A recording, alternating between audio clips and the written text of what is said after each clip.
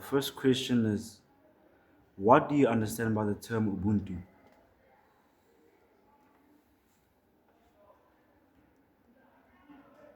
So the definition of Ubuntu, well, I can remember, it says the reason why I am is because we We are, are. right? Um,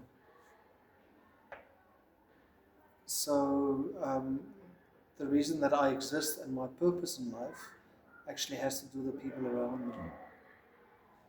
Okay. Question two, what does Ubuntu mean to you personally?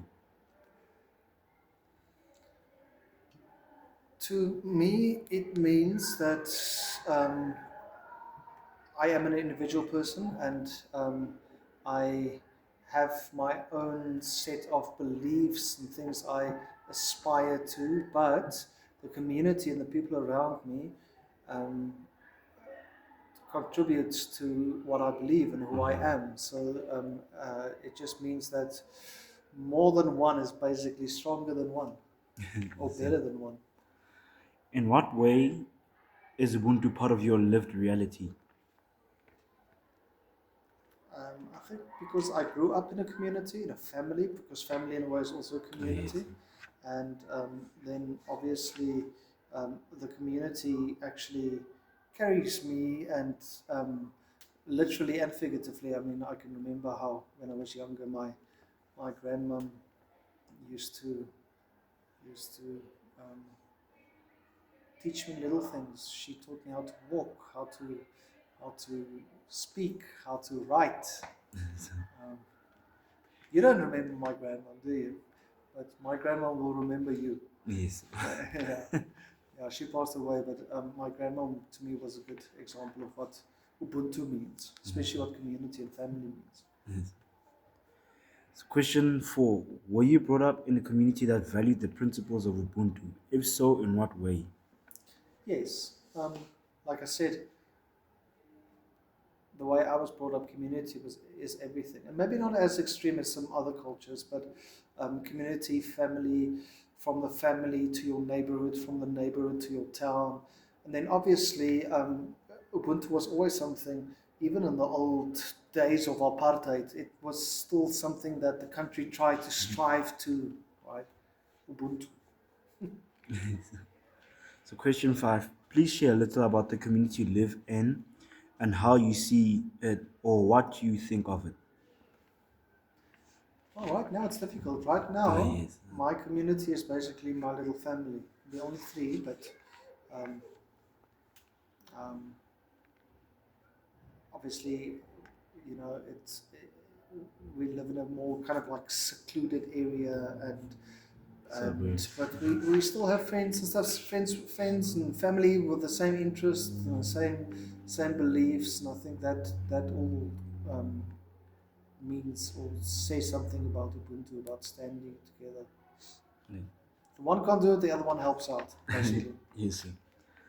So question six, do you believe that Ubuntu is fully realized in your community? If not, explain how your specific community falls short. If yes, explain how Ubuntu is lived. I think we always fall short when it Yes, comes to sir. that because especially in the culture in the day and age today, we'd rather try to figure it out ourselves than to work as a group or as a whole. Then um, and I think the problem is we often kind of like focus on who we are. Things like social media and stuff is very focused on the individual and not really on the community. It's funny though because they're supposed to be social media, they're supposed to be community platforms, but they're more focused on the individual, right? So question seven, if you had to reimagine an aspect of your community through the lens of Ubuntu, what would it look like? It's maybe talking about the school bit because the school is often a Yes, part sir. of my community, and I think just having the same values and the same principles and the same school rules doesn't necessarily mean there's a sense of Ubuntu, Yes, right? sir. And I think if we practically apply a lot more of these ideas, we will be a lot stronger, when it comes to our school specifically in our community in school. Mm. Yeah, we don't like to work together. Do you think, question 8, do you think Ubuntu can be or is used as an excuse for abuse or mistreat of people or a group of people? Please elaborate on your thoughts on this. Yeah, I think so. I think so often we have an answer and we go, yeah, but I do this because my father did it like that and his father did it like that Yes. and I'm going to teach my kids to do it. It might not be right. So yeah, often we have to ask ourselves the questions, and I think it's like that with everything, right? A good principle and a good idea can often be misleading, and we can often use it as a weapon instead of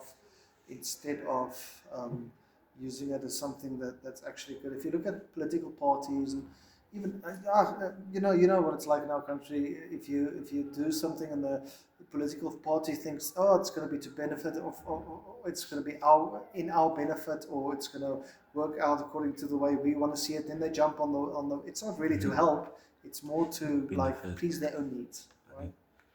So, question 9, what role do you think young people can play in keeping the spirit of Ubuntu alive today? I think the most important thing is we have to be able as and that's not only for young people, that's for older people and younger people, but we have to be able to put ourselves in that person's shoes, right? Yes. To understand what that person's really, where he's from, where he wants to go, and what situation or what things he's going through in his life. So we have to be able to imagine ourselves in that person's skin or in that person's shoes. um, Ubuntu is definitely about apathy and not about judgment. And the only way you can really have apathy or understand somebody's situation is by putting yourself in that person's shoes, right? To Yes. understand. Yes. Question 10, have you ever had a moment where you felt the true meaning of Ubuntu in action? Yeah, I think glimpses and moments definitely, whether it's friendship groups or family, just that moment where you realize, if it wasn't for the people around me, I wouldn't be here. Okay. And I think everybody's got people like that in their lives, right? Yes. Thank you, sir.